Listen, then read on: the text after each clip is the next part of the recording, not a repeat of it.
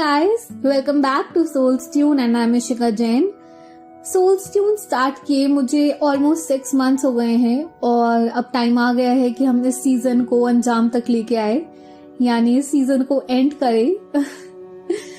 आज 24th episode है और एक और एपिसोड निकालने के बाद वील एंड दिस सीजन. 2020 के साथ ये सीजन खत्म करते हैं. और लेकिन घबराइए मत, मैं एक और सीजन के साथ लौटूंगी. अभी पॉडकास्ट का एंड नहीं हुआ है, सोल्स ट्यून का एंड नहीं हुआ है.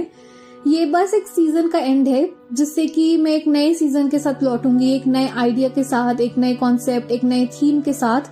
और हम यूं ही कनेक्टेड रहेंगे और हम हमेशा कनेक्ट कर सकते हैं. इंस्टाग्राम पे इशिका जैन 112 मेरा हैंडल है, तो आप हमेशा मुझसे वहां कनेक्ट कर सकते हैं.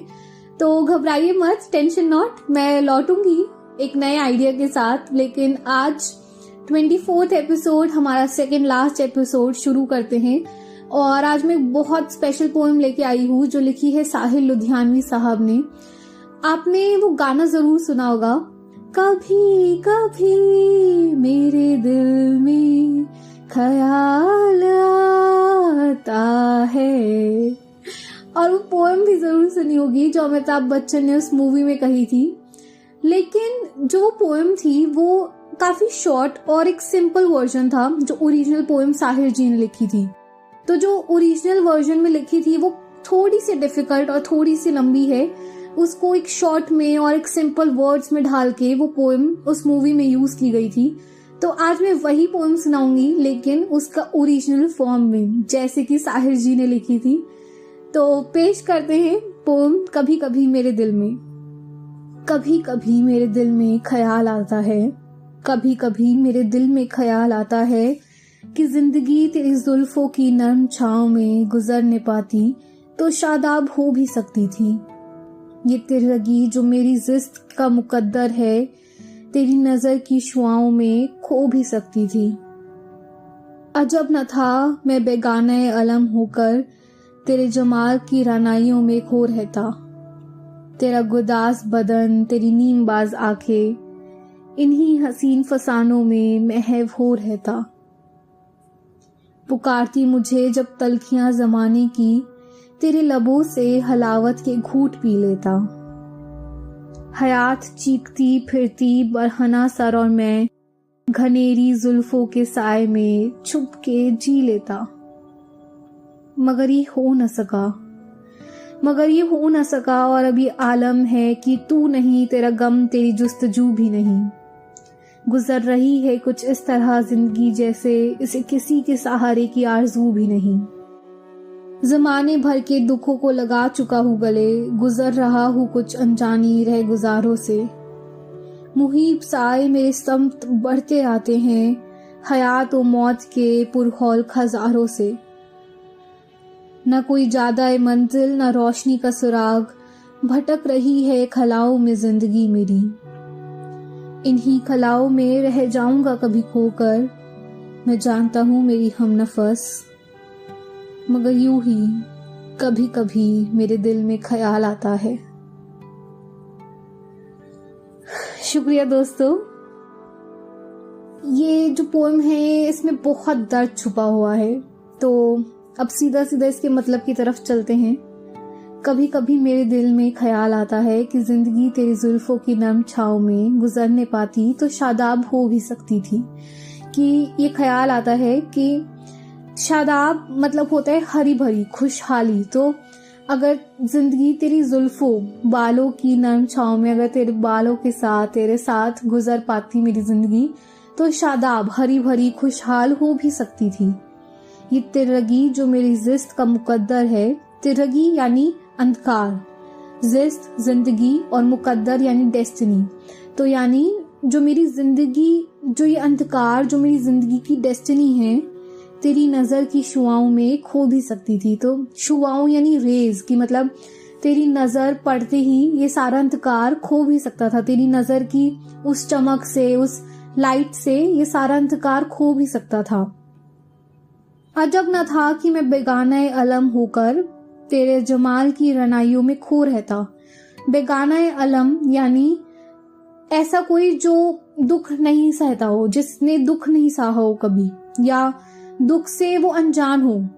तो तेरे जमाल की रनाइयों, यानी जमाल यानी ब्यूटीफुल और रनाइयों यानी ब्यूटी, तो तेरी जो ब्यूटी है उसमें खोकर मैं क्या पता मैं हर दुख से अनजान हो जाता, मतलब मैं इतना खुश हो जाता।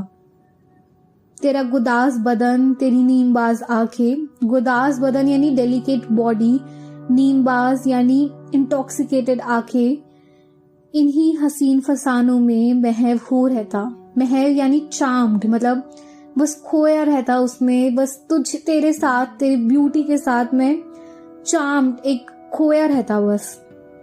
पुकारती मुझे जब तलखियां जमाने की, तलखियां मतलब कड़वाहट, कि जो जमाने की वो कड़वाहट है जब भी मेरे पास आती, तेरे लबों से हलावत के घूंट पी लेता। हलावत यानी मिठास, तो जो तू इतना मिठास भरा हुआ है जिसमें, उससे मैं वो सारी कड़वाहट दूर कर लेता। हयात चीखती फिरती बरहना सर और मैं घनेरी जुल्फों के साए में छुप के जी लेता। यानी हयात मतलब जिंदगी की, जिंदगी के जो भी सारे उतार चढ़ाव है, जो सारे दुख है, ये सब मैं तेरे जुल्फों के साए में छुप के जी लेता। मैं ये मेरे लिए कोई मायने नहीं रखते, जो सारे उतार चढ़ाव, जो जिंदगी की करवाहट है, वो सब खो जाती अगर तू मेरा साथ देती। मगर ये हो न सका, और अब ये आलम है, आलम मतलब कंडीशन है, ये सिचुएशन है कि तू नहीं, तेरा गम, तेरी जुस्तजू भी नहीं, कि अब तू नहीं है तो मैं नहीं चाहता कि मैं तेरा गम लेके फिरूं, तेरी जुस्तजू करूं। जुस्तजू यानी खोज करूं तेरे की, एक तुझे पाने की भी कोशिश करूं, कि मतलब अब तू नहीं है तो तेरा गम भी नहीं है, तेरी खोज भी नहीं है। गुजर रही है कुछ इस तरह जिंदगी जैसे किसी की सहारे की आरजू भी नहीं। अब जिंदगी कुछ इस तरह गुजर रही है कि अब मुझे ख्वाहिश ही नहीं रही किसी के सहारे की, मैं अकेला ही गुजार लूंगा अब ये जिंदगी। जमाने भर के दुखों को लगा चुका हूँ गले, गुजर रहा हूँ कुछ अनजानी रह गुजारों से, रह गुजारों यानी रास्तों से, कि अब मैं हर दुख को गले लगा चुका हूँ, अकेला जीना सीख गया हूँ और मैं अनजानी राहों से बस गुजरता जा रहा हूँ। मुहीब साए मेरे समत बढ़ते आते हैं, हयात और मौत के पुरहौल खरजारों से। मुहीब मतलब कि बहुत डरावना, कि एक बहुत डरावनी परछाइयां मेरी और, समत यानी मेरी और बढ़ते आते हैं जब मैं अनजान राहों से गुजरता हूँ। हयात और मौत मतलब जिंदगी जो लाइफ है उसकी मौत का खतरा रहता है पुरहौल खजारों से। पुरहौल मतलब कि वही डरावने वाली जगहों से मेरी और ऐसे बहुत ऐसे परछाइयां आती है जिससे मैं डर जाता हूँ। न कोई ज्यादा मंजिल, न रोशनी का सुराग। ज्यादा मंजिल यानी कि वो रास्ता जो हमारी डेस्टिनेशन को जाता हो, कोई रास्ता ही नहीं मेरे पास जो मेरी डेस्टिनेशन तक ले जाए। ना कोई रोशनी का सुराग, भटक रही है खलाओं में जिंदगी मेरी। खलाओ यानी खालीपन में मेरी जिंदगी बस भटक रही है। इन्हीं खलाओं में रह जाऊंगा कभी खोकर, इसी खालीपन में रह जाऊंगा मैं खोकर।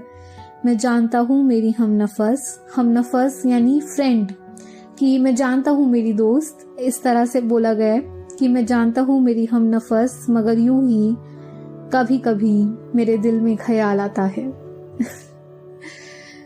तो जो ओरिजिनल पोएम है वो यही है जो आपने मूवी में सुनी होगी, तो आपको कुछ रेलेवेंस मिला होगा कि वो मूवी में कुछ सेंटेंसेस सिमिलर थे, मगर जो ओरिजिनल पोएम है वो इस तरह से है, और फिर उसके बाद वो गाना भी बना। तो आज का एपिसोड यही था, और हम फिर से मिलेंगे अगले हफ्ते आखिरी बार एक लास्ट एपिसोड के लिए, एक लास्ट पोएम के लिए। और मैंने आप सबके लिए एक बहुत स्पेशल पोएम ऑलरेडी सेलेक्ट करके रखी है अपने लास्ट एपिसोड के लिए, तो सुनिएगा जरूर। और बस चलते हैं फिर लौटूंगी अगले हफ्ते यही टाइम पे। Stay tune, bye bye.